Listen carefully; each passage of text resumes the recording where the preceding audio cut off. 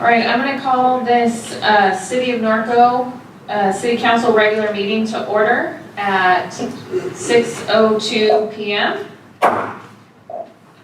Will the clerk please take the roll? Councilmember Newton. Here. Councilmember Hoffman. Here. Councilmember Bash. Hold on. Mayor Pro Tem Hanna. Here. Mayor Grunmeyer. Yes. All present. All right, thank you. At this time, the City Council will recess to closed session to consider the items listed on the agenda. I'm sorry, Madam Mayor. Yes. I'd like to add something to the closed session, and that is ongoing litigation, Riverside Court Case number RIC 1709678, City of Norco versus Muga. Yes. Is there a motion? Move to approve. Second. Okay, it's been properly moved and seconded to add the requested item to our closed session agenda. Councilmembers Newton. Yes. Bash. Yes. Hoffman. Yes. Mayor Pro Tem Hanna. Yes. Mayor Grunmeyer. Yes. Motion carries. All right, we will recess to closed session. Good evening, ladies and gentlemen. We will now reconvene the public session for the Norco City Council regular meeting Wednesday, May 3rd. The city attorney will now give us a report of actions taken in closed session. Yes, the City Council added to its agenda, closed session agenda, case number RIC 1709678, Norco versus Mugar, and considered that case as well as the other matters indicated on the agenda, excluding the performance evaluation for the city attorney because we ran out of time, so that gets kicked to next time out. All right, thank you very much. So we're going to have the Pledge of Allegiance by Councilman Bash, and then if you'll stay standing for our invocation, please. It's my understanding that many cities and municipalities are opting no longer to do the Pledge of Allegiance. That's not going to happen in Norco, I hope. Ready, begin. I pledge allegiance to the flag of the United States of America and to the republic for which it stands, one nation, under God, indivisible, with liberty and justice for all. At this time, it is my pleasure to introduce Pastor Renee Parrish from Beacon Hill Assembly of God. Thank you. Bow your heads with me. Father, we thank you, Lord, this month, Lord, in which we observe the passion and sacrifice of Jesus Christ and the love that, Lord, sent him to that cross. And I pray, Father, as our city leaders gather, that they would be graced with the wisdom that you have brought, Lord, to this place. God, Lord, that our lives would reflect the selflessness and the love that your Son showed on the cross. And, Lord, that we would have the hope, Lord, that Christians share of the empty tomb. Father, a hope, Lord, for our community, for our nation. Lord, as we persevere, Lord, to do that which is right, to do that, Lord, which is good. Bless this time, Lord. Bless our leaders. In Christ's name I pray. Amen.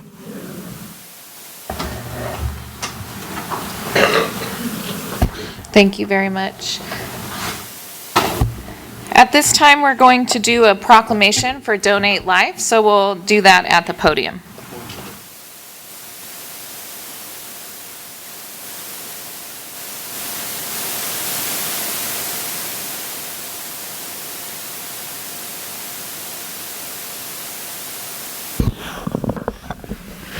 All right, so this month is Donate Life Month, and I have a proclamation. Whereas organ tissue, marrow, and blood donation are life-giving acts recognized worldwide as expressions of compassion to those in need, and whereas more than 113,000 individuals nationwide and more than 21,000 in California are currently on the National Organ Transplant waiting list, and on average 20 people die each day while waiting due to a shortage of donated organs. And whereas the need for donated organs is especially urgent in the Hispanic and African American communities, and whereas more than 600,000 units of blood are needed to meet the need in California at any given time, 6,000 patients are in need of volunteer marrow donors, and whereas a single individual's donation of the heart, lungs, liver, kidneys, pancreas, and small intestine can save up to 8 lives. Donation of tissue can save and heal the lives of more than 75 others. And a single blood donation can help 3 people in need. And whereas millions of lives each year are saved and healed by donors of organs, tissues, marrow, and blood, the spirit of giving and the decision to donate are not restricted by age or medical condition. And whereas over 15 million Californians have signed up with the state-authorized Donate Life California donor registry to ensure their wishes to be an organ, eye, and tissue donors are honored.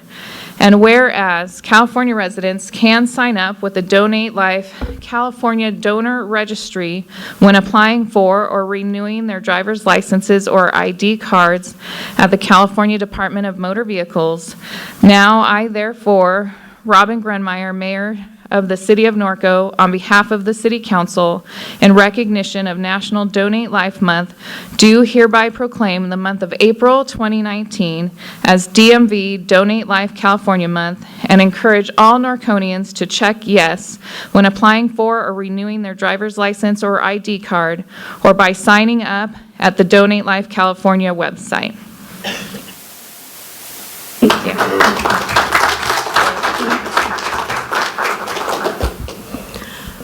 Hi, my name's Kathy Andrews, and the reason that, well, first I want to thank the city for the proclamation. They have always been there for us. Let's see, I've been doing it for the last 5-6 years, and they have always stepped up.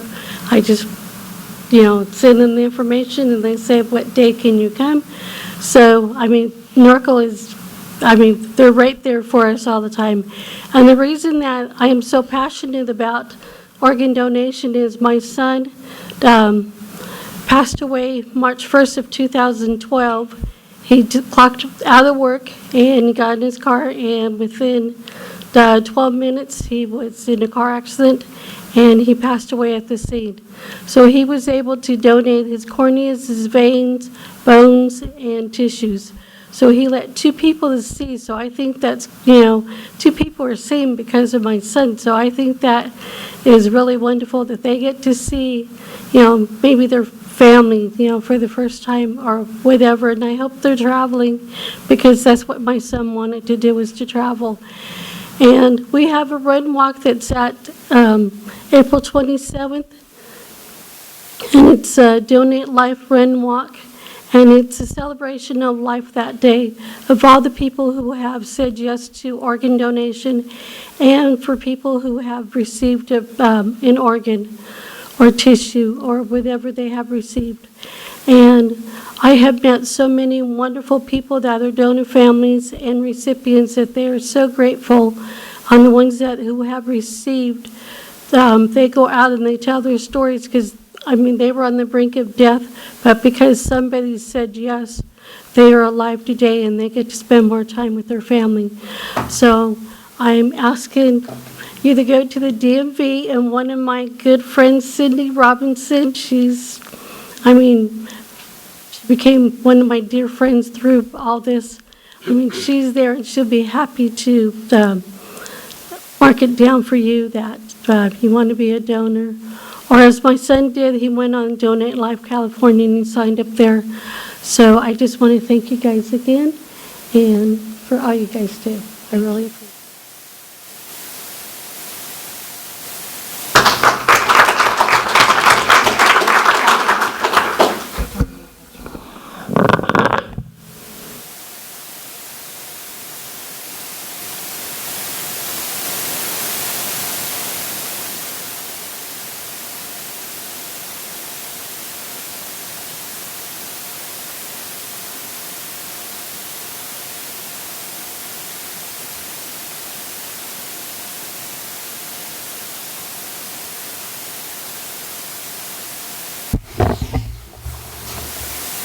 All right, so we're going to move on to agenda item number 1, City Council communications and reports on regional boards and commissions.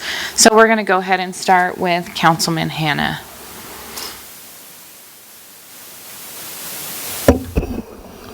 Thank you, Mayor. Supposed to have a little video up there.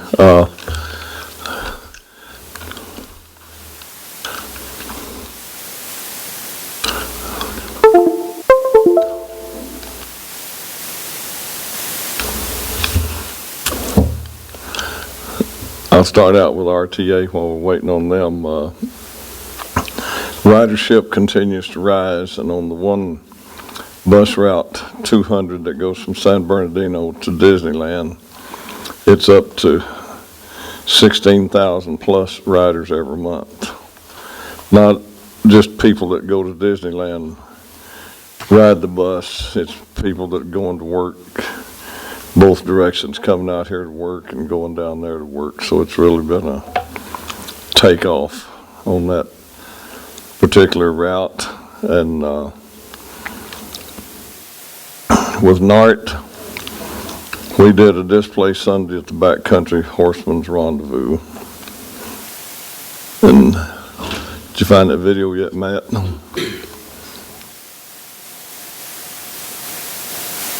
With Vector, with all the rain and the weeds growing, it's going to be an increase in mosquitoes. So empty all your unused water containers. Because standing water equals mosquito breeding. And like one place in town here last year, they found 30-something containers with water in them, and they had no animals on the property. So there was a lot of mosquitoes there. And this little video here shows you some of the equipment. We don't have this particular thing. We have better methods, but here's one thing that a lot of people, a lot of districts are using to give up, reach the middle of the ponds. Every year, mosquito with insecticides. It's this little cannon.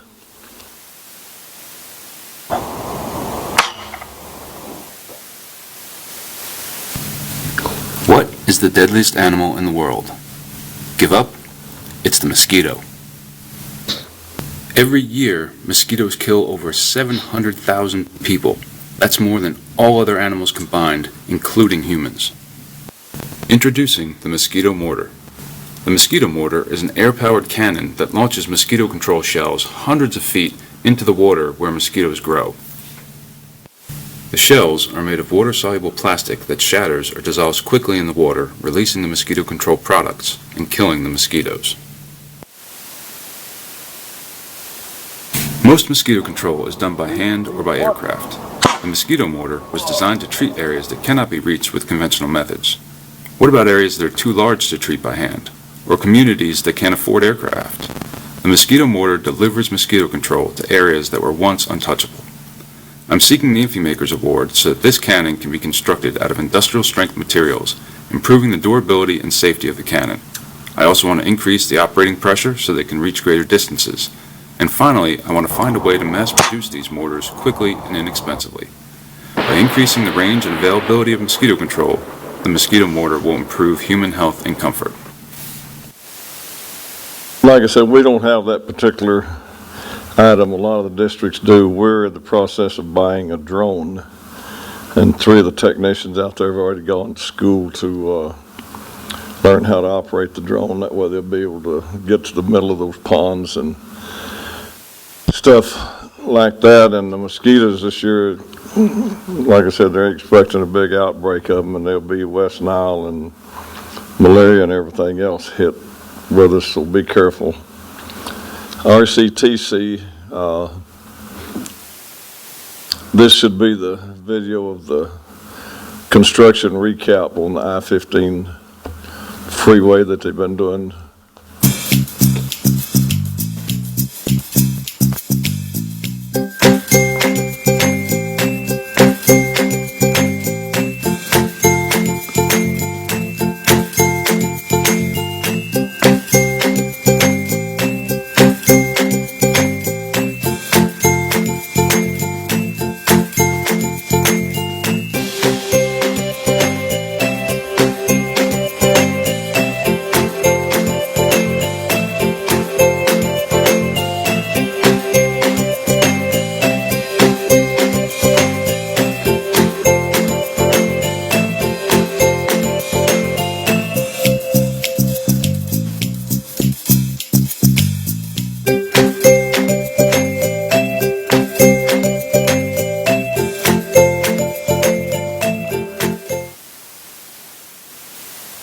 And that's all I have, Madam Mayor. Thank you. Thank you, sir. Councilman Hoffman? It seems the graffiti artists like our sound walls. Tagged it the other day. I did a lot of things, and I'll skip all the way down to the end, but basically last week was all veterans related with the Medal of Honor proclamation on Monday, and then the Vietnam Veterans Day on Friday. So I want to thank everybody that came out. Just a reminder, Tuesday, April 16th, 8:30, the George Ingalls Veterans Memorial Plaza. Come on out. This is who we named it after. This is our Medal of Honor recipient, George Ingalls. So I'd like to see a bunch of us come out, a bunch of y'all come out and partake in a small ceremony. We're going to, someone that, he was ours. He was our resident. So make sure you get there. This is something that yesterday I had the privilege of going to the Norco College Master Plan Concept Meeting.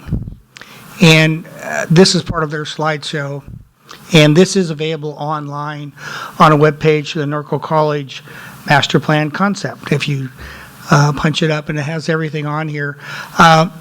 They went through all their planning principles, and I'll read them real quick for you. They essentially went through comfort, access, beauty and inspiration, conservation of resources, and healthy foods. Those were the target of the students. And Matt, I'm going to go back over there on that other side first. Part of their program was a circulation and safety, which is promote a walkable, accessible, safe campus, which is easy to navigate for the entire Norco community. With their objectives is provide secondary vehicle entrance, provide unique signage and wayfinding on the campus, along with the increased college visibility from Hamner Avenue, design pedestrian safe central campus promenade, build a walkability between the high school and the academic core, sports fields and the academic core, improve walkability and bikeability along 3rd Street, and remove barriers to accessibility between parking and the programs. What they did was this group they hired, this firm, they came up with 3 concepts. You go to the next one, Matt, please. And this is concept A. And if you look through there, they even went as far as trying to develop a private partnership on the corner of 3rd and Hamner on private property. Those yellow dots are what they consider the housing area. And they want to build a veterans housing. Their concept on that corner was to have a 9-story apartment building. These are all concepts, okay? They did increase, some of the good things they did increase. They increased some more buildings in there for studies. They did increase the sports fields. If you notice, they added a ball diamond in there. And they're on that a little bit up to the corner on the Navy property, that yellowish color. They have an agricultural area, something that I know myself, I have really hit them up about trying to develop some kind of a horticulture or an agricultural theme, landscape and design or turf management program where there's good paying jobs in those.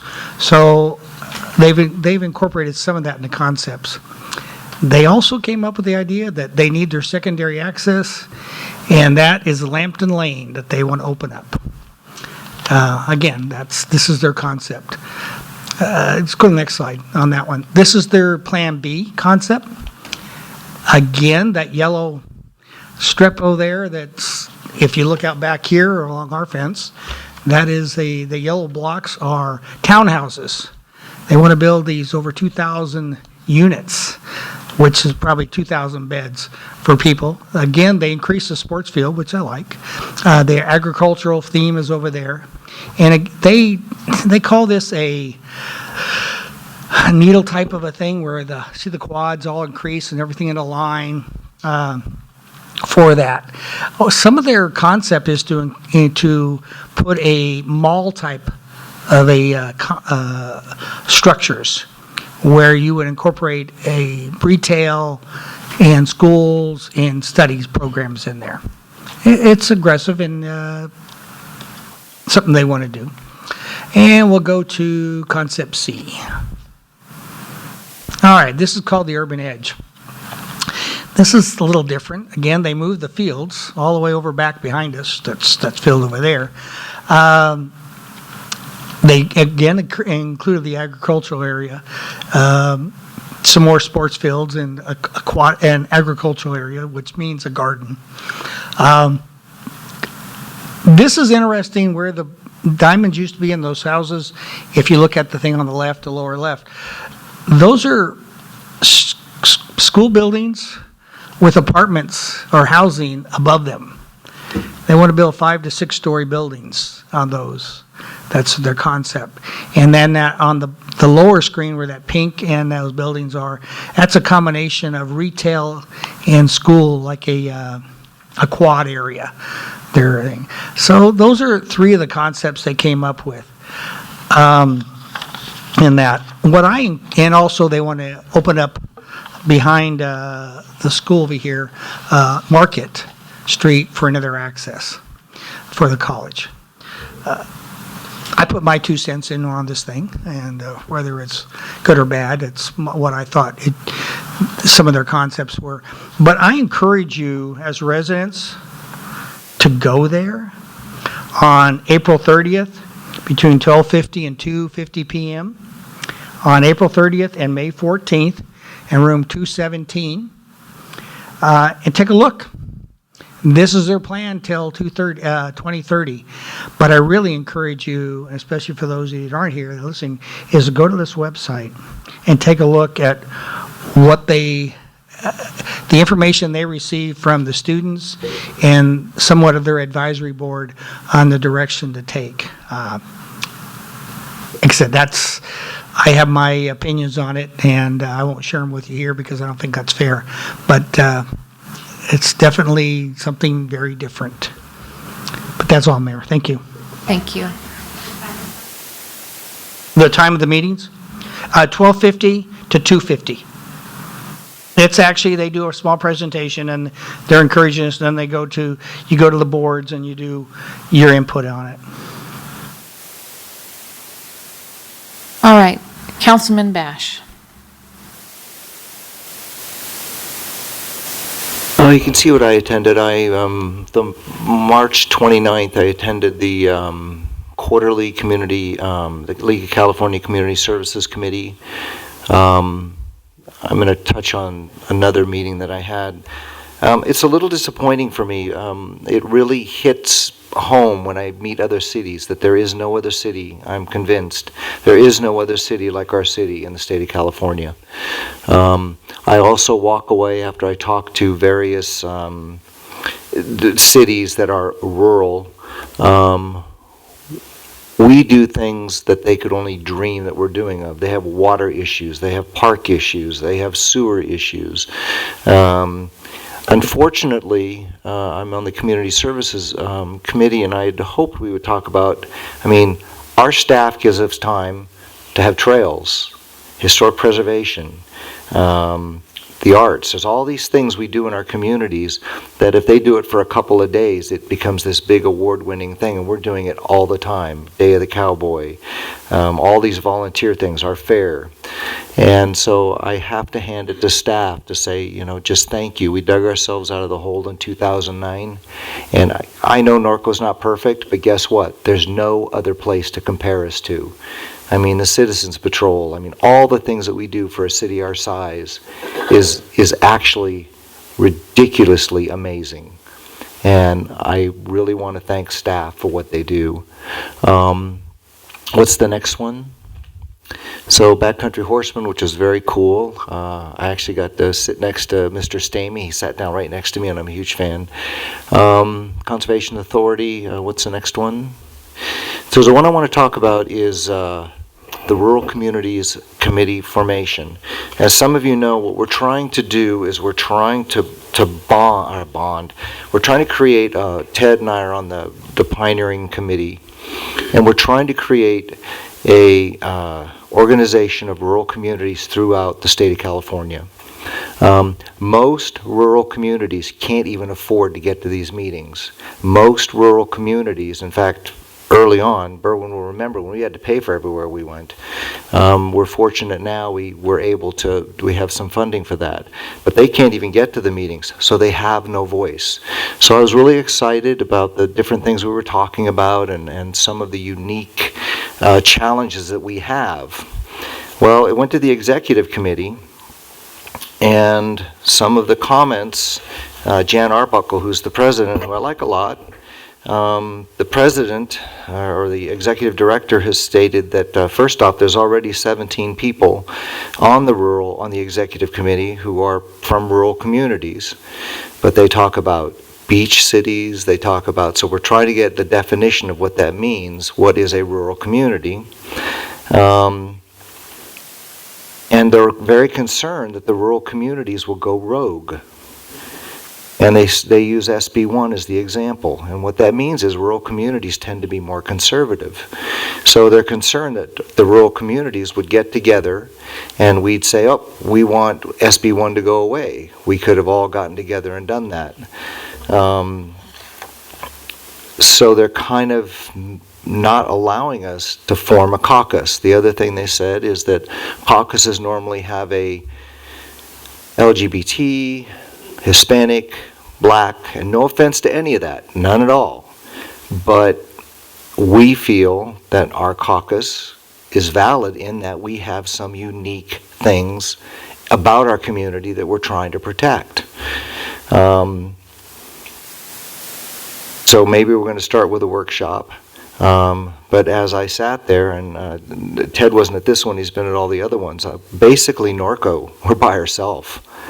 And I'll be very candid with you. We have Senator Roth, who we can call, talk to. I mean, I don't always agree with him, but I always feel like we have at least one person that has our back in Sacramento. And that's it. Next thing is the whole housing, this whole one-size-fits-all. Ted made a very good point. If you travel California, you don't even know when you're going from one city to another. It's the same. People don't realize we purchased Silver Lakes because Sacramento said we need to keep the uniqueness of our communities, and Silver Lakes was actually purchased as a buffer so that Eastvale would not look like Norco, so that their uniqueness, and that's all being blurred. One size fits all. My concern is now with the new housing stuff, and it was really concerning when I went to RCA and WRCOG. Quite candidly, most of the council people didn't even know what Sacramento's trying to do. They don't even know, but the sad part is they won't even notice. In other words, some of these communities, when these developers roll in, they're just going to come in and they don't have to listen to anybody. They can build something as high as they want, a population, whatever they want. They're going to be subsidized to get them to prevailing wage, and as one developer told me, Gavin Newsom, it's like winning the lottery. And I'm very concerned about all of this. I mean, we keep talking about global warming. The number one thing that creates global warming is the massing of populations in an area too small for that mass of population. So they're not only trying to destroy Little Norco, but they're being stupid in terms of their own things that they're pushing. So it's very frustrating, but as we talk through this, I think that what will come out of this eventually there will be a group of rural cities that are going to come together and say, wait a minute, you have to listen to us. Bringing it to our region, one of the things I would recommend, and we've tried to do this in the past, is I think that we need to put, and again, I'm not referring to Senator Roth, he listens to us, but others do not.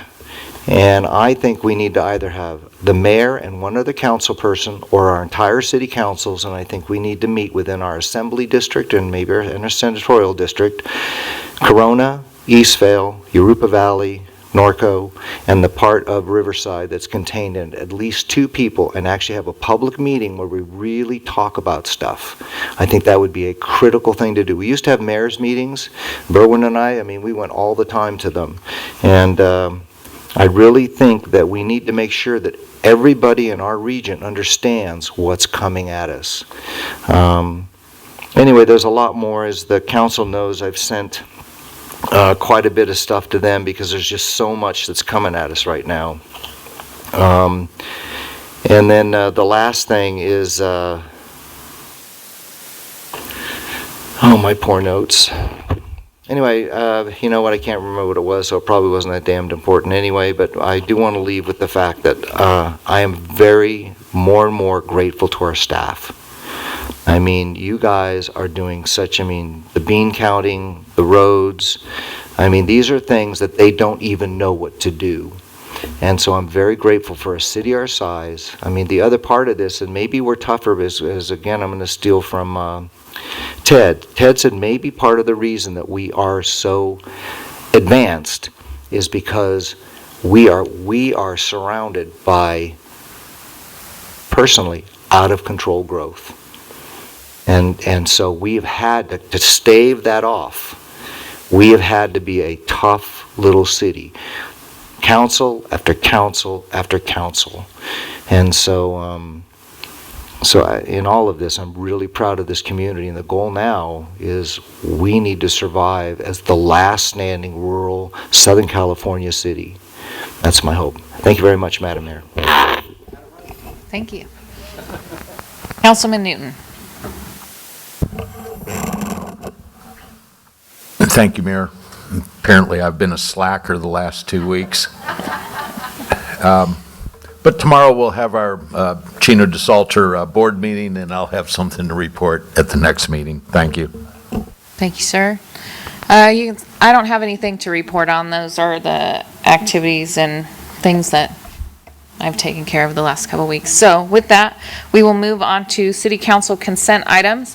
All items listed under the consent calendar are considered to be routine and may be enacted in one motion. Prior to the motion to consider any action by the council, any public comments on any of the consent items will be heard. There will be no separate action unless members of the council or audience request specific items be removed from the consent calendar. Items removed from the consent calendar will be separately considered under item number 3 on the agenda. So with that, are there any items to be pulled?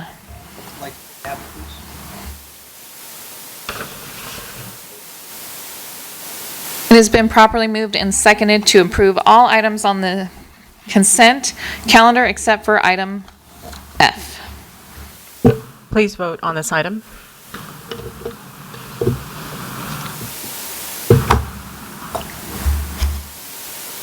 Motion passes unanimously. All right, thank you. So we will move to item number 3, which are items pulled from the consent calendar. So we will look at item F. Councilman Hoffman. Yeah, and Andy, thank you. That's a nice report. I wasn't going to pick on you for the report. This is a matter of, because I know it's cut and dry, and that's, I guess the reason I have a question on this, and man, Andy, I wasn't on council when we did the first one 5 years ago. I'm curious, why do we do an agreement for law enforcement services? And why do we do this? Well, we have no idea, because you haven't met with the county yet, to determine what the costs are. I mean, it seems to me that we make an agreement and it's just for number. You can educate me because I'm trying to understand this.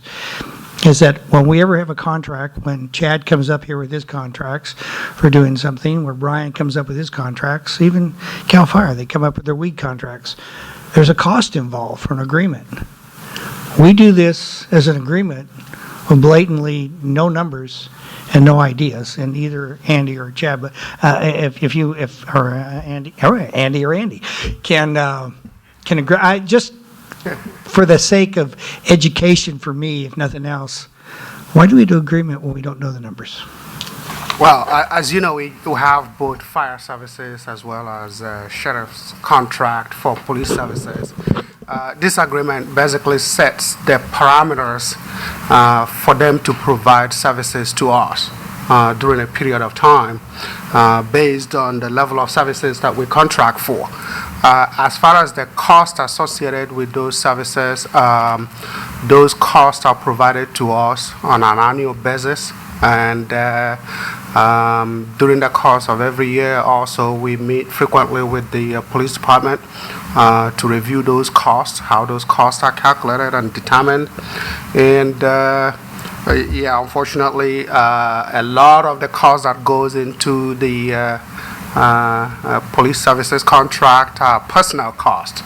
And if we provide any cost here as part of approving this agreement, those costs invariably are going to be wide estimates with real no meaningful anything other than the fact that those are placeholders. Again, the cost of the services are something is what we provide to you annually when those estimates become available as part of our budget process. And also, I might want to add as well that as the contract provides, the city has options in terms of changing the levels of service, as well as the option to back out of the contract provided the appropriate notices are provided to the county. Thank you, Andy. And do we have any idea when the board is going to do their things, or when they meet with you? So we have a meeting coming up next week, and in that next week's meeting, the county will provide us the actual contract rate for fiscal year 2018-2019. At the beginning of every budget year, they give us an estimate of what those numbers are supposed to be. In this meeting that is coming up next week, we'll be provided with the actual rates. And at that meeting also, they will be providing us an estimate of what the next year's estimates are supposed to be, so that we can build the city budget based on that. Okay, so we'll have an idea what the percentage are, at least for 2 years. That's correct. Okay. And Other thank you. questions? The last time we did this, the sheriff came, brought his whole staff, and told us what was being offered.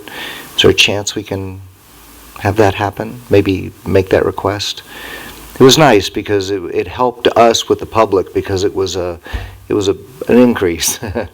And if, like I said, and again, I'm not going to get in the middle of two warring sheriffs, but it was very nice that he came.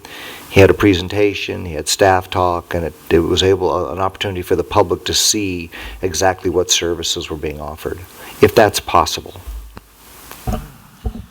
Yeah, that's something that we can obviously make a request to Sheriff's Administration for, and put out that request out to them. Obviously, I wasn't here the last time that was presented, so I don't know exactly what was presented. So that would be something that they'd have to research and then come back and see if they would present that. I mean, the one thing I will tell you is, as I go to these other cities, I feel that we, for whatever reason, we have incredible service. And because we're the first contract city, we want special attention, okay? But and it seems to really be continuing, so that would be cool if he could do that, or send one of his upper level staff. It was a really great presentation, like I said, and they got to see how many cars, and it was a nice presentation. Thank you. And then my final thing before Andy, on page 6 of your report, and on the 7.3, the facilities rate charges, we do get a break, right? Since we all. Yeah, absolutely. Okay. It's based on actual number of staff that reports out of uses the facility. Certainly, we do get a break because we have our substation here in the city of Norco. Okay, I just want, generally, we may know this up here, but for folks out there, that they need to understand that that's why we built this thing back here. And with that, if nobody else has any comments, I move to approve. It's been properly moved and seconded to approve item F. Please vote.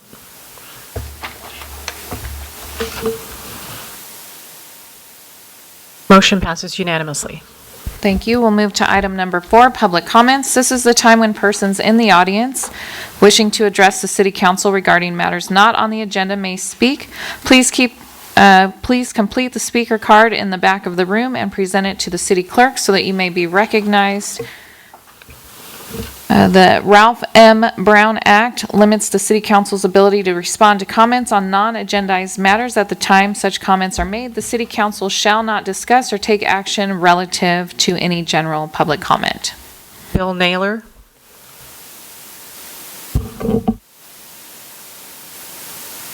Mayor and council. It's time for thank yous, and I know sometimes I'm always grumping about different things, but this time I'd like to thank city and staff for a number of things that have been accomplished. I get calls periodically about issues like, oh, our brand new trail fence got creamed again, and they caught them. Are they going to fix our fence? I'll bet you they won't do it. Well, guess what? I've been making notifications to Public Works, and they have actually been going out and taking care of those types of projects to the astonishment of a lot of the residents in the area. So I really want to thank them for doing that, and it's a good way to get kudos back to the community. On the other hand, I'd also like to thank the community as a whole, too, because we have had requests for a lot of trail work to be done. And this last month, we took on the project of working on Center between River and 6th Street, and we replaced quite a bit of trail fencing along there that was broken and damaged. And while we were out there, we had a number of residents come out and say, hey, we're doing such a great job. How can we help? They'd grab shovels and start digging post holes and such. So the community is willing to get behind us and do a lot of the work as long as we kind of work with them. So I just want to thank the community for stepping up and doing that. And then the last thing I'd also like to do is go back to, again, Public Works one more time and thank them, because I did make a request for fence post for the wooden fence, and they've been able to go through the corporate yard and scrounge and such, and they brought me about 20 different posts. So, and that's about what I went through this last month, so I appreciate it. I've got another month or two's worth of work I can keep going with. And again, we've got a lot of good volunteers in the town, and I'm really glad to see that they're out there and helping. Thank you. Thank you. Mayor, that concludes public comments. Okay, so we move on to item number 5, public hearing. So the order for the public hearing is as follows. We'll have the staff report and presentation, council questions of staff, open public hearing, which would be comments by the applicant, public speakers in favor, against, or neutral, applicant response to comments, questions of the applicant. We will close the public hearing, and then it will return to council for discussion and action. Our item this evening is ordinance number 1049, the first reading, Norco Municipal Code, Chapter 6.42, Municipal Refuse, Manure, and Recycling Collection. Chad, you're up. Thank you, Madam Mayor. This item, I apologize, is a cleanup from the original ordinance that council reviewed and approved earlier this year on January 19th. As you know, we revised and upgraded our ordinance related to municipal refuse, manure, and recycling collection. After implementation and reviewing it with staff, and actually going live mainly with our C&G implementation, which is the demolition and debris that we do, and because the state's really come down and expects a lot of us to make sure that we're trying to attain compliance through, if possible, through enforcement by financial means. And we realized when we did our initial implementation, it was the percentages of how we require basically deposits of folks that were doing the C&D work. It turned out the dollars that they were being put in were so negligible that they didn't care. And I mean, literally, some of them would be $7 on a deposit because of the amount of work they were doing. And we knew, and we have a meeting with the state coming up next week as they want to review our ordinance and how we've implemented it. We needed to change it so that it also covered more projects, because we also had some exceptions where we eliminated the small projects. And the state doesn't want any projects eliminated. They want everything reviewable and everybody recycling where possible.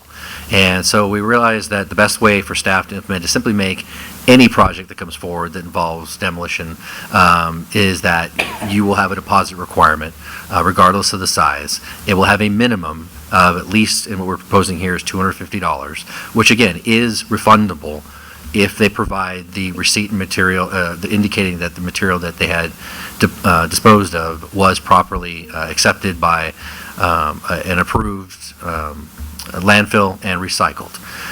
And we walk them through that process. We provide them materials. Waste Management has a division that specifically handles that and provides that service and makes sure that they have the right information. So we've got our ducks in order as far as how to communicate this, but we needed to fix pretty quickly the financial aspect of it so that we get people actually bringing the information back and instead of just keeping the $7 deposit or $15 deposit. That's not a good message that we want to show the state. So we felt a fair and reasonable deposit was $250, and then it could be more. It's the greater of $250 as the minimum or the percentage. So if you have a larger project that ends up being on the percentages might be $1,000, then that's what you would pay.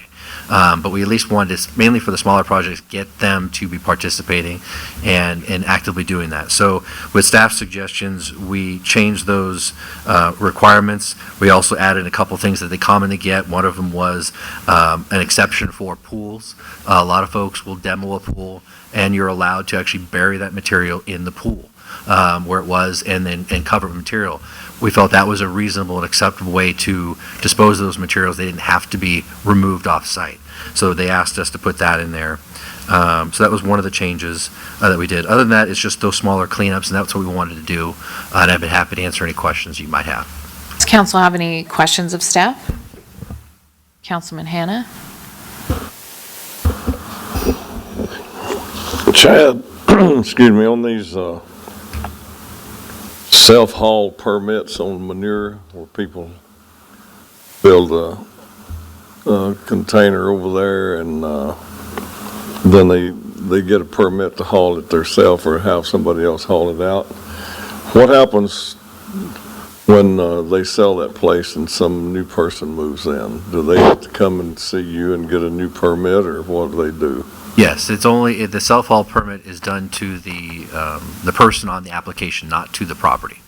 So every person must come in, that there's a new owner, and provide a new application because it's only in their name. Okay, all right, thank you. Councilman Newton? Thank you, Mayor. Chad, so whether it's manure or construction material or waste, what type of format do we use? As far as forms, the way I was reading through this was, I just show you a bunch of receipts, and I apologize. I'm looking for a format. Yeah, and I can actually provide you a copy of the forms. I apologize for not having. We developed a detailed form that's an application that explains the whole program, what it's for, and then it has multiple attachments that provide the types of materials that you fill out. You check off the boxes, indicate what materials you're intending to that are part of your demolition project. Okay. And in there, it actually tells you, based off the type of material you're checking off, of how much you have to recycle. Certain materials is 100%. Some materials are at least 65%, and that's those numbers are determined by the state. And based off of what you've checked off, your receipt should reflect those materials, and hopefully the landfill will basically say, a recycling entity will say that they recycled a certain tonnage, which then we will convert and look at, okay, you were supposed to get 65%, you had 100 tons, okay, it says you did 50. Well, you're not enough, so we will prorate your deposit back to you. Since you didn't get a compliance, which is 65 tons, we would give you some lesser portion of that, so we calculate that. So instead of $250 you get back, you might get $200. So they do get something back. It's not an all or nothing, but the form clearly explains all the requirements, all the fees, how they're calculated, and those were developed with staff. And I can send that to council so you can have that to review. I apologize for making that part of the packet. Okay. I mean, I'm familiar there with is the a process. form, but so we do have that format. And I was just thinking about that on the city stand side of this, when you're doing road work, or when we're doing road work, and we are just grinding an overlay, okay? Cannot we take that grinding material and create our own diversion with that? I think that's a Commonly- possibility. Commonly, a lot of the major and most of the construction companies that we use, Hardin, Harper, All-American, they recycle all that material, and they count that requirement in their bids. The assumptions they're getting that material, and they recycle it as part of their process. But do they file a diversion report on when we grind? No, this doesn't cover, because that's not considered and it's a good question. It's not, that's never been viewed as a, for better words, diversion type of project. It's a capital improvement project, and we've never been honestly asked that question or put to us by the state that your capital projects have to meet this diversion as far as the contractors that you ultimately hire. Well, not from I wouldn't ask the state anything, okay? But that I know on projects I've used where I've ground asphalt, I can use that on my diversion report. And would it benefit the city if the city submitted, every time we grind a road, we include that in our diversion to help meet our percentage? Or could you research it? You don't have to answer that for me now, but I think there's a possibility there. I'd have to research it, because I'm not sure where that lies in the classification of diversion. Because again, this particular process here is focused on commercial businesses and make sure that they are recycling. I'm not sure how it works in relation to, city capital projects. I mean, commonly we will reuse asphalt on our roadsides, to help build up shoulders, things like that. I just did that on Mountain that was repaved. Mm-hmm. We took those grindings and put them on the shoulder and built it up because it gets roaded away by the trucks. So, we will use different places. We'll use it sometimes in our own parking lots. But I don't know, and I'll have to research how we can claim 'Cause that. I think there's a possibility that for the could state. help us with our diversion requirements. And the last thing I have is just, and I'm fine with the deposit and that you're requiring, but I'd also like to see, and it may not be just in this ordinance, but to develop some form of nexus between a diversion report, the deposit, and certificate of occupancy.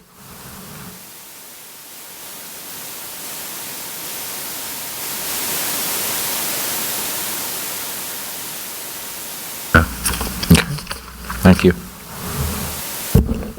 Any other questions of staff? We have a motion? Yes, sir. Oh, it is a public hearing. Thank you, Mr. Newton, for correcting me. You always got my back. All right. Are there any cards on this item? No cards on this item, Mayor. Excellent. I will close the public hearing. Now, is there a motion or any other discussion? An ordinance of the City Council of the City of Norco amending Norco Municipal Code Chapter 6.42 Municipal Refuse, Manure, and Recycling Collection, Code Amendment 2019-01. Please vote on this item.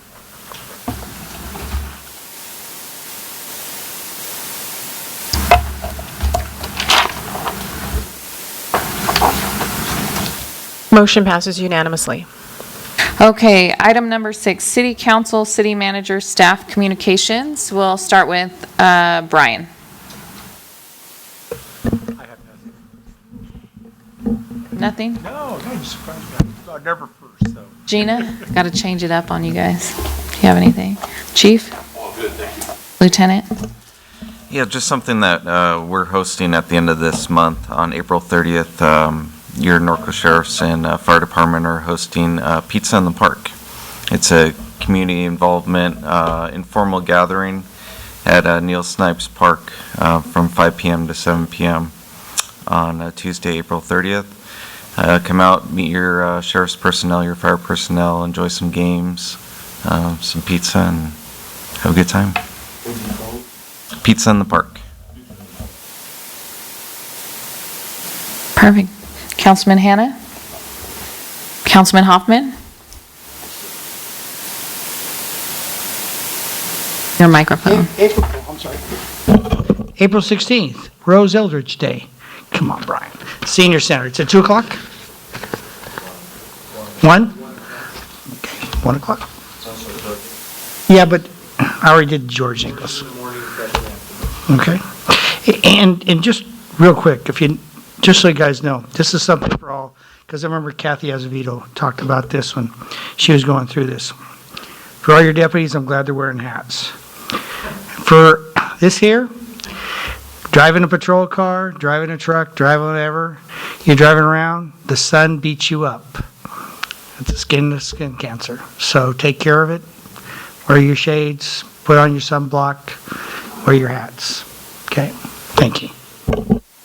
Andy?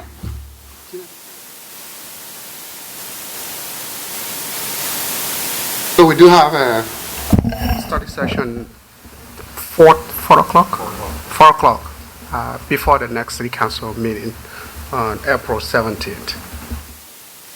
Thank you. John? Councilman Bash? One, what's the status on the high transmission lines letter? Do we have any news on that? We do. The draft letter is currently at county legal counsel, and hopefully we'll have that letter, I'm hoping the next day or two. Can you share what the recommendation is, or? I can. It just very briefly, in taking all the information, I've personally learned a whole lot about the proposed RTRP project in the almost year that I've been here working in Norco, and there's definitely some concerns from a fire protection standpoint. Above ground high tension lines, there's a lot that goes with that needs to be explored, and that's essentially our biggest concern, is being at the table to have those discussions. And then included in the letter, as you all know, the two most disastrous wildland fire seasons in history. And we put in several what we call CAL FIRE fact sheets that highlight the deadliest, largest, and most destructive as far as structures lost fire, the top 20, what we call our top 20 incidents on all three of those fact sheets. And then it also has in there the cause. And when you look at all three fact sheets in totality, a good portion of those fires, and I say good portion, I don't have the percentage with me, but a good portion have been electrical or power line related. So the chiefs articulated that along with all of staff's input. Our concern too, and not being involved early in the process, and understood it's only in the environmental impact review area, but now it's for public comment, and the fire chiefs put that into the draft. However, though, it's got to get through legal counsel. Knowing CAL FIRE represents, Norco as fire protection, Norco, Eastvale, and Jurupa Valley. So I'm really hopeful we'll have that in a day or so. Wow, but we'll thank keep you. you posted. Thank you. Yeah. Ted and I, you were working on this before you even got on council. And then lastly, we had as you all know, Press Lieutenant is moving on in The Voice, and we had a little glitch in terms of the sign. When Berwin and I were, and Berwin really, it was his project, the sign above 6th Street, it was supposed to be for also major announcements. And then after we left, it kind of changed and got tweaked. And I would like to send it back to EDAC so that, like, one of the rules on The Voice is you cannot pay. A city can donate the time, but you can't pay to help them with something. And Andy made a good point. I mean, okay, that's The Voice. What if somebody gets a scholarship to the University of Nebraska? Well, you can't have all these things on there, but if somebody, it's a national competition, it's well, you know what I meant. I mean, in other words, there's levels of success. University of Texas would be an entirely different discussion. University of Texas, okay, whatever. But the point is, God, these podunk colleges, Nebraska, Texas, what can I tell you? Anyway, I mean, nobody pays to get their kids in those. And anyway, I happen to know yours didn't. Is that what your wife told you? Is that why you paid? No, never mind. Anyway, I would like it to go to EDAC, and we just need to have some parameters. I mean, if somebody goes to the Olympics, we should be able to, at no cost to anybody, should be able to throw that up on both that and, if council's agreeable. There's just certain things that happen that are pretty cool. I think Presley, I think that this young lady she's moved on. I mean, if she moves on to the next one, then right now, her dad told me she's sequestered, getting ready to be sequestered, and this is when the real voting begins. Her mom and her, they keep them away from everybody while they're performing. So is that possible, Andy, that we can have a level of, okay. A policy to EDAC for review. Yeah, just something like that. Anyway, thank you, that's all I have. Councilman Newton? Cheryl? Just another plug for the Norco Newsroom for residents. It's a great way to receive official city information on a wide variety of topics. It also includes notification of city public meetings. Also, Facebook is another method by which we share information, and also Nixle. We've seen a lot of interesting weather lately and never know when things are going to happen. This morning we had a 3.5 earthquake on the Orange County, Riverside County border, and so these things happen. We don't know when they're going to happen. So highly encourage residents to sign up for these various ways to get information. Thank you. Thank you. Matt? Chad? Steve? So I just had a question for, Horse Week is starting April 12th and will run through the 21st. So we're starting the first weekend with the rodeo, and then there's chili cook-off, quarter dip, and the parade's on the 13th. Bingo, horseshoes, obstacle course, poker ride, Texas Hold'em, what else? Adult fun night, food trucks. If you can't find something in the next 2 weeks, Easter sunrise service. If you cannot find something in the next 2 weeks to do, please ask one of us and we'll help you find something to do. Mayor, Yes, sir. on that note, probably in there again this year, if anybody wants to ride in the flag. All right, so there you go. If you want to ride in the Horse Week Parade, free, get on the RTA trolley. There you go. You can wave at all the community members. So the last thing that I have is just a question of my fellow council members. As you guys are probably aware, Kevin sent out information about the Legislative Action Day on April 24th. So, and he sent the agenda as well. Is there a desire from the council for representation at that event? If so, I will make the day trip up to Sacramento because I'm professional at doing that lately with the other part of my job. So is there a discussion on that item? That was my recommendation, that you go. So I think that's excellent if you can make the time. Okay. I agree. Yeah. All right. Looks like I'm going to Sacramento on the 24th then. Yay. All right. Any other items? All right. Meeting adjourned.